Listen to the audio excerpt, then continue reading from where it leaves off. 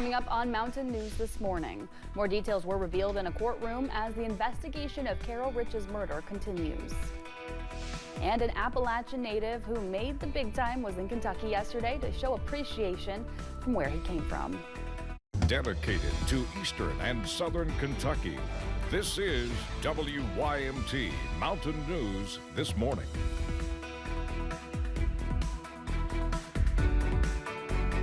Good morning and a happy Wednesday to you, Mountain family. My name is Amelia Lee, here with you on this March 26th, and the time is now 5 o'clock this morning, which means it's time to check on in with meteorologist Megan Dusmall today. And Megan, I didn't see a lot of rain yesterday here in the Hazard area. I'm hoping for a clear start to our day ahead. And you are just in luck. We're going to have those clear skies continuing into today. Now, we did see some rain yesterday in those northern counties. Consider that clear for today. And temperatures, well, they're a little bit chillier as you're heading out the door this morning, mainly in the 30s and 40s, so a little bit seasonally cold, and we'll keep that seasonable chill in the air as we're heading into the afternoon with those high temperatures in the mid to upper 50s, seeing 60 potentially being hit as you're going more towards the south, towards Jacksboro. 62 degrees. Now there is a little bit of fog as you're traveling to the north of our region, so be careful if you are driving into those patches. Drive slow and have those low beams on. And here's a look at that satellite radar this morning. Over the past 3 hours, seeing just a little sprinkle for our Virginia counties, but again, that is clearing out and we're looking at a good day ahead. Amelia. Well, we have an update to a story we first brought to you last night from Perry County. Officials say they found missing teen Robert Caldwell last night on Upper River Road in Jeff. He was reported to be in safe conditions. More details in a Southern Kentucky murder case were revealed yesterday in a district courtroom. Brianna Rich is accused of killing her mother, 50-year-old Carol Rich, at a Laurel County home on March 14th. During testimony yesterday, a detective said Brianna admitted to shooting her mother multiple times in multiple rooms. It started in the bathroom of the residence, I believe she said, led to the kitchen, into the living room, and then they exited the residence. Through this whole time, she's repeatedly shooting her mother.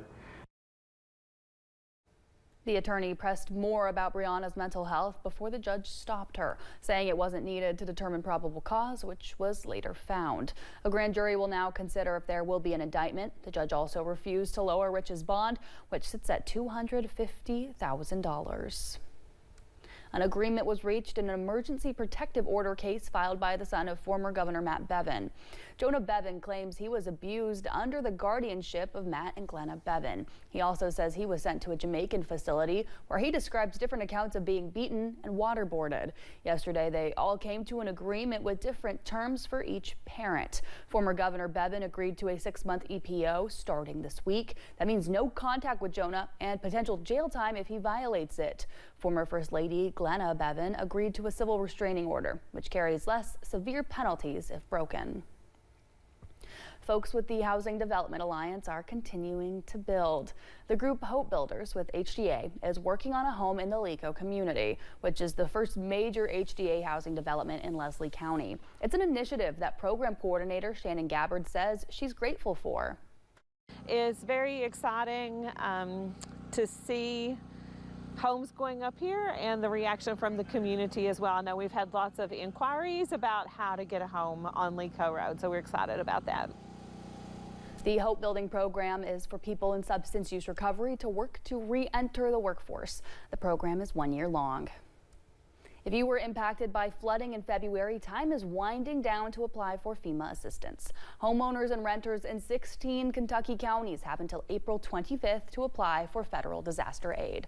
To register, you will need your social security number, disaster damaged address, insurance details, and bank information for direct deposit.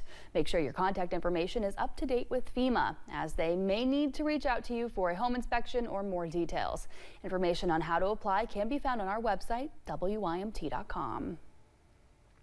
The Christian Appalachian Project is celebrating 60 years. As part of the nonprofit celebration, leaders held a screening of Hearts of Hope.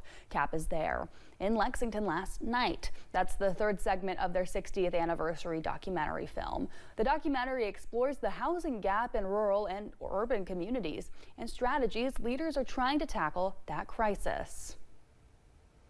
because while this stuff is hard and it takes time, it takes a lot of partnership and intentionality, it can be done, and it is being done. And so my big hope would be that people kind of have a sense of all the work that is happening and that can happen. Leaders also held a panel discussion called Closed Doors, the housing crisis in Kentucky, as part of last night's event. The only Eastern Kentucky winner of American Idol put down his guitar and went back to his construction roots to help a Jackson County family. WYMT's McKinley Calandrino has the story. For over 17 years, the Neelys have called this their home. This week, they warmly welcomed volunteers to help repair what they couldn't do alone. We couldn't afford to put new windows, new bathroom in and all that unless it was for them. The Christian Appalachian Project builds hope and transforms lives through serving others in the mountains. Student volunteers with CAP are using their spring break to help out. They're getting ready to put in a walk-in shower, which we have a bathtub now, and it's dangerous for Richard to get in and out of, and me too, of course, so we're so happy about that. Richard has suffered from polio since he was a boy, making some tasks difficult. But the Neelys say Kentucky is filled with people helping people, and CAP's volunteers, along with season 22 winner of American Idol, Noah Thompson, showed up to prove that point exactly. But anytime I get a chance to come home and be a part of anything that has to do with, Eastern Kentucky in any way, I want to be a part of it. So I was grateful that they asked us to come and, do this. Noah is a Kentucky native from Louisa, Kentucky. And though he's off in Nashville now, he will never forget his roots that run deep in Eastern Kentucky. And it's really special to have an American Idol in your house. Me and Richard is glad to have him, and they're going to put him to work. And work is what they accomplished. But Noah and Richard couldn't resist their bond of music, showing Noah his large collection of guitars, even sharing some songs with one another. Sharing the love of music and sharing acts of service and kindness along the way. It's like, I think it's just good just to be good to people and just show, shed light. Which is what Kentuckians are known for. In Jackson County, McKinley Calandrino, WYMT Mountain News. Richard's wife Tammy says he owns 17 guitars and has written multiple songs. Well, thank you for getting your day started with us here on Mountain News this morning. When we return, a sleep disorder is leaving many Americans without a good night's rest. And expect chilly conditions today, but warmer weather later this week.